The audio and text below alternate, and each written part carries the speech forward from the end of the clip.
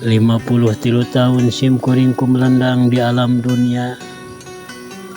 53 tahun detak jantung teu eureun-eureun. 53 tahun renghap napas teu aya lirena sok sanajan sakedeung. 53 tahun nampi ngarasakeun naon rupi nikmat anu kacida gedena ti Gusti anu Maha Rahman tur Maha Rahim. Tapi naon sababna urang kabeh ngarasa biasa-biasa narima eta nikmat. Detak jantung mangrupakeun hal nu biasa. Renghap napas mangrupakeun nu biasa-biasa wae.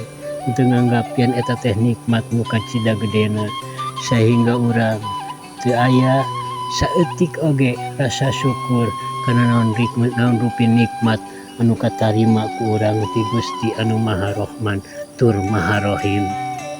53 tahun teh lami baraya. Lami sakabeh anggota komponen tubuh teh diurus ku Gusti anu Maha Rahman Rahim teh. Diurus panon diurus, cepil diurus, atuh saluran dahar pejit ke diurus. 53 tahun teu aya menek dikersakeun lancar we kitu tah BAB teh.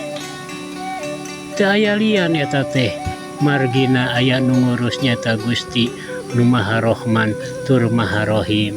Atuh naon sababna urang biasa-biasa wae teu aya sadar, teu aya eling margi hirup urang kakurung ku hawa nafsu.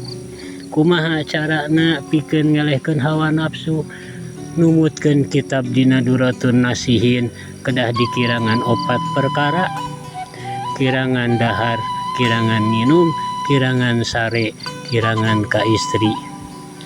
Lamun masih keneh beuki dahar, beuki nginum, lamun masih keneh beuki sare, lamun masih keneh ka istri teh nemen pisan gitunya, tah ulah ngarep-ngarep nafsu bisa ka kendalikeun ku diri urang.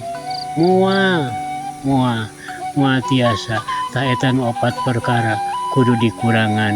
Insyaallah nafsu bakal leuleus nu kadituna kaluar akal, tampil akal teh ngarahkeun ka diri urang ka jalan anu bakal pibagjaeun pisalameteun dunia akhirat.